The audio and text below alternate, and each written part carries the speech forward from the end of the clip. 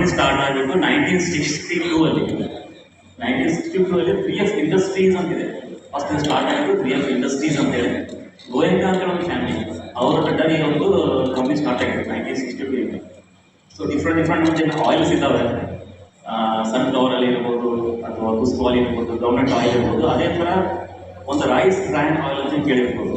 So ಅದು first ಇಂಡಿಯಾದಲ್ಲಿ start ಮಾಡಿರೋದೇ ಒಂದು 3F oil palm private limited ನಮ್ಮ ಕಂಪನಿ ಸ್ಟಾರ್ಟ್ ಆಗಿದೆ 1962. ಸೊ ಅಲ್ಲಿಂದ ಅದರಲ್ಲಿ ಒಂದು ವಿಂಗ್ ಬಂದ್ಬಿಟ್ಟು 3F ಆಯಿಲ್ ಪಾಮ್ ಅಂತ ಮಾಡಿದ್ವಿ. 3F ಇಂಡಸ್ಟ್ರೀಸಲ್ಲಿ ಒಂದು part 3F oil palm. So ಇದು ಪ್ರಾಜೆಕ್ಟ್ ಏನಿದೆ, oil palm project. So central government scheme ಮತ್ತು ಸ್ಟೇಟ್ ಗೌರ್ಮೆಂಟ್ ಸ್ಕೀಮ್ ಇದೆ. ಸೊ ಗೌರ್ಮೆಂಟ್ ಸ್ಕೀಮ್ ಇದ್ರೂ ಕೂಡ ಇದು ಇಂಪ್ಲಿಮೆಂಟ್ ಮಾಡ್ತಾ ಇರೋದು ಪ್ರೈವೇಟ್ ಕಂಪ್ನಿಗಳು. ಆಲ್ ಓವರ್ ಇಂಡಿಯಾ ನಮ್ದು ಎಷ್ಟೇ ಸ್ಟೇಟ್ಸ್ ಇದ್ದಾವೆ ಅದರಲ್ಲಿ ಇಂಪ್ಲಿಮೆಂಟ್ ಮಾಡ್ತಾ ಇರೋದು ಪ್ರೈವೇಟ್ ಕಂಪ್ನಿಗಳು. ಸೊ ಹೀಗಾಗಿ ಒಂದು PPP ಮಾಡೆಲ್ ಅಂತ ಇರ್ತಾರೆ, ಪಬ್ಲಿಕ್ ಪ್ರೈವೇಟ್ ಪಾರ್ಟಿಸಿಪೇಷನ್. ಸೊ ಇದರಲ್ಲಿ ಕಂಪ್ನಿ ಇರ್ತಾರೆ, ಗೌರ್ಮೆಂಟ್ ಇರುತ್ತೆ ಮತ್ತು ರೈತರು, 3 ಜನ ಸೇರ್ ಮಾಡ್ಕೊಂಡು ಹೋಗುವಂಥ ಒಂದು ಕಂಪ್ನಿ. ಸೊ 3F ಅಂತ ಹೇಳಿದೆ ಒಂದು. ಇದಕ್ಕಿಂತ ಮೊದಲ ಕಂಪ್ನಿ ಹೆಸರು FFF ಅಂತ ಇರ್ತಾರೆ. ನಮ್ದು ಈಗ ಹಳೆಯ ರೈತರು ಆ್ಯಕ್ಚುರಲ್ಲಿ ಭಾಳಷ್ಟು ರೈತರಿಗೆ ಗೊತ್ತಿದೆ FFF ಅಂತ ಕರೀತಾ ಇರ್ತಾರೆ. So FFF means food, fat and fertilisers. So ಈ 3 ವಿಂಗಲ್ಲಿ ನಾವು ಕೆಲಸ ಮಾಡ್ತಾ ಇರೋದು, ಫುಡ್ಡು ಮತ್ತು ಫ್ಯಾಟ್, ಫರ್ಟಿಲೈಸರ್ಸ್. ಬೇರೆ ಬೇರೆ ಗುಜರಾತಲ್ಲೆಲ್ಲ ಆ ಥರ ಕೆಲಸ ಮಾಡ್ತಾ ಇರೋದು. ಸೊ ಪರ್ಟಿಕ್ಯುಲರ್ ಆಯಿಲ್ ಪಾಮ್ ಅಂತ ಬಂದರೆ ಪ್ರೆಸೆಂಟ್ ನಾವು ಭಾರತ ದೇಶದಲ್ಲಿ 5 ಸ್ಟೇಟ್ಗಳಲ್ಲಿ ಕೆಲಸ ಮಾಡ್ತಾ ಇರೋದು. ಸೊ ಒಂದು ಕರ್ನಾಟಕದಲ್ಲಿ, ಸೆಕೆಂಡ್ ಆಂಧ್ರ ಪ್ರದೇಶ, ಆಮೇಲೆ ಛತ್ತೀಸ್ಗಢ, ಅರುಣಾಚಲ್ ಪ್ರದೇಶ ಮತ್ತು ಅಸ್ಸಾಂ.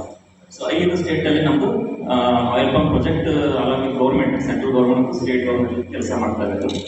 ಆಮೇಲೆ ನಮ್ಮದು ಈಗಿನ ಫ್ಯಾಕ್ಟ್ರೀಸ್ ಇದ್ದಾವೆ, ಎಲ್ಲ ಸ್ಟೇಟಲ್ಲಿ ಕೂಡ ನಮ್ಮದು ಒಂದು ಫ್ಯಾಕ್ಟ್ರಿ ಇದೆ. ಅದೇ ಥರ ಕರ್ನಾಟಕದಲ್ಲಿ ನಮ್ಮದು ಕೊಪ್ಪಳ ಡಿಸ್ಟಿಕಲ್ಲಿ ಒಂದು ಫ್ಯಾಕ್ಟ್ರಿ ಇದೆ, ಅಲ್ಲಿ ನಮ್ಮದು ಕ್ರೂಡ್ ಆಯಿಲ್ ಎಲ್ಲ ಆಗುತ್ತೆ. ಅದೇ ಥರ ಆಂಧ್ರದಲ್ಲಿ 2 ಫ್ಯಾಕ್ಟ್ರಿ ಇದ್ದಾವೆ, ಕ್ರೂಡ್ ಆಯಿಲ್ ಮತ್ತು ರಿಫೈನರಿ ಆಯಿಲ್ 2 ಎಲ್ಲ ಆಗುತ್ತೆ.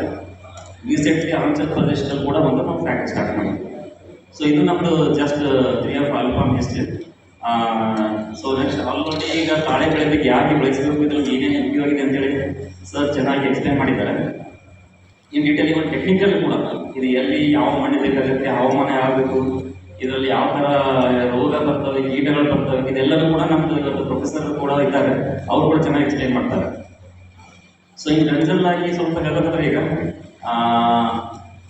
ಪ್ರತಿಯೊಬ್ಬರು ಕೂಡ ತಾಳೆ ಎಣ್ಣೆ ಯೂಸ್ ಮಾಡ್ತಾ ಇದ್ದೀವಿ. ಡೈರೆಕ್ಟ್ ಕನ್ಸಂಪ್ಷನ್ ಇರ್ಬೋದು ಅಥವಾ ಇಂಡೈರೆಕ್ಟ್ ಕನ್ಸಂಪ್ಷನ್ ಇರ್ಬೋದು. ಭಾಳಷ್ಟು ಜನ ಅನ್ಬೋದಿಲ್ಲ ತಾಳೆ ಎಣ್ಣೆ ನಾವು ಊಟನೇ ಮಾಡಿದ್ದಿಲ್ಲ ಅಂತೇಳಿ, ಮನೆಯಲ್ಲೆಲ್ಲ ಬೇರೆ ಬೇರೆ ನಾವು ಶೇಂಗಾ ಎಣ್ಣೆ, ಕುಸುಬೆ ಎಣ್ಣೆ ಯೂಸ್ ಮಾಡ್ತಾ ಹೇಳ್ಬೋದು. ಸೊ ಅದು ಡೈರೆಕ್ಟ್ ಕನ್ಸಂಪ್ಷನ್ ಇದೆ. ಇಂಡೈರೆಕ್ಟ್ ಕನ್ಸಂಪ್ಷನ್ ಕೂಡ ಮಾಡ್ತಾ ಇದ್ದೀವಿ ನಾವು. ಪ್ರತಿಯೊಬ್ಬರು ಕೂಡ ಬೆಳಗ್ಗೆ ಎದ್ದಲ್ಲಿ ಹಿಡ್ಕೊಂಡು ರಾತ್ರಿ ಮಲಗುವವರೆಗೆ ಕೂಡ ನಾವು ಆಯಿಲ್ ಪಾಮ್ ಎಣ್ಣೆ, ತಾಳೆ ಎಣ್ಣೆಯಿಂದ ಅದ್ರ ಮೇಲೆ ಡಿಪೆಂಡ್ ಇದ್ದೀವಿ. ಬೆಳಗ್ಗೆ ಎದ್ದು ನಾವು ಪೇಸ್ಟ್ ಯೂಸ್ ಮಾಡೋದ್ರೂ ಕೂಡ ಅದರಲ್ಲಿ ತಾಳೆ ಎಣ್ಣೆ ಇದೆ.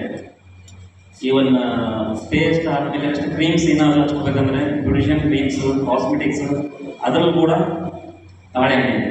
ಸೋಪ್ ಯೂಸ್ ಮಾಡೋದು ಕೂಡ ತಾಳೆ ಎಣ್ಣೆ ಇದೆ.